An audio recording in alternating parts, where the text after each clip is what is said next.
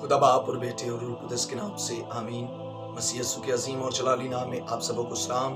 खुदा उनकी शुक्रगुजारी करते हैं जिसने आज हमें मौका दिया कि हम उसके खूबसूरत कलाम में से सीखें।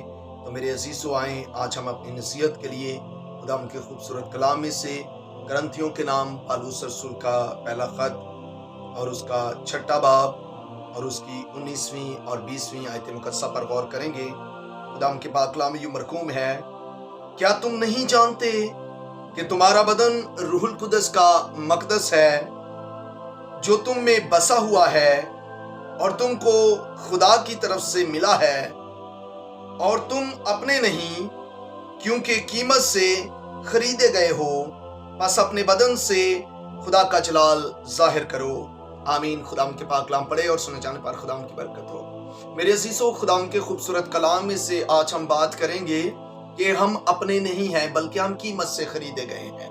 खुदा के पाक कलाम में पालूस रसूल बताते हैं ग्रंथियों की कलीसिया को कि तुम्हारा बदन जो है ये ना महज एक फानी और जिस्मानी जिस्म है बल्कि ये रूहुल कुदस का मकदस भी है। यानी कि खुदा ने इंसान के साथ अपना राबता रूहुल कुदस के वसीला से बरकरार रखा। खुदा चाहता है कि इंसान रूहुल कुदस के वसीला से, पाक रूह के वसीला से खुदा के साथ जुड़ा रहे। इसलिए मेरे अजीजों, यहाँ पर यह बात लिखी गई कि क्या तुम नहीं जानते कि तुम्हारा बदन जो है वो रूहुल कुदस का मकदस है जो खुदा की तरफ से इंसानों को मिलता है। जब हम नेक अमाल करते हैं, जब हम अच्छा किरदार अदा करते हैं, जब हम नेकी की राह पर, रास्तबाजी की राह पर चलते हैं, तो खुदा का रूह जो है वो हमारे जिस्मों में काम करता है। वो हमारे बदनों के अंदर आकर हमें तकवीयत, कुव्वत देता है, हमें तौफीक देता है कि हम खुदा की बताई हुई राहों पर चल सकें। और फिर लिखा है कि तुम अपने नहीं हो बल्कि कीमत से खरीदे गए हो। इससे मुराद ये है कि जब हम इस दुनिया में रहते हैं तो हम अपनी मर्जियां पूरी करते हैं, अपनी ख्वाहिशात को पूरा करना चाहते हैं। लेकिन मेरे अजीजों, खुदा का कलाम कहता है कि तुम अपने नहीं हो। तुम्हारी अपनी ख्वाहिशात नहीं होनी चाहिए बल्कि तुम्हारी ख्वाहिश, तुम्हारी सोच, तुम्हारे इरादे जो हैं वो सिर्फ और सिर्फ तुम्हारे खुदा के लिए होने चाहिए। क्योंकि मेरे अजीजों, यीशु अल मसीह ने अपने बदन का कफारा देकर, अपने बदन को फिदिया में देकर हमें मूल ले लिया ताकि हम आइंदा अपनी जिंदगी जो है वो मसीह की मर्जी के मुताबिक बसर करें।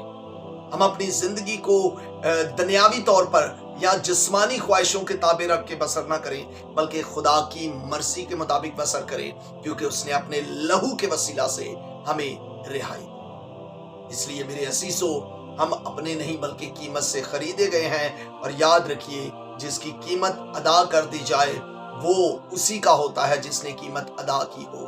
और आपकी और मेरी कीमत जो है वो यीशु नासरी ने अदा की है, अपने पाक बदन का कफारा देकर, अपने पाक खून का कफारा देकर उसने आपकी और मेरी कीमत अदा की है। इसलिए अब हमें चाहिए कि हम अपनी जिंदगी को उसकी मर्जी के मुताबिक बसर करें ताकि उसका जलाल हमारे बदन से जाहिर हो। यहाँ पर पालूस रसूल 20वीं आयत के आखिरी पैरे में कहते हैं, लिखा है, अपने बदन से खुदा का जलाल जाहिर करो।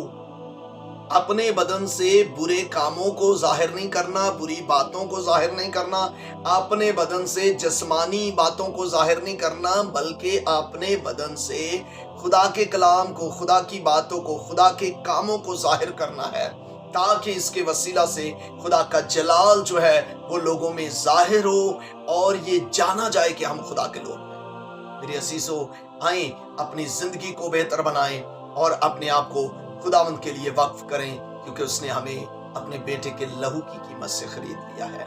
इस कलाम के वसीला खुदावंद आपको मुझे बरकत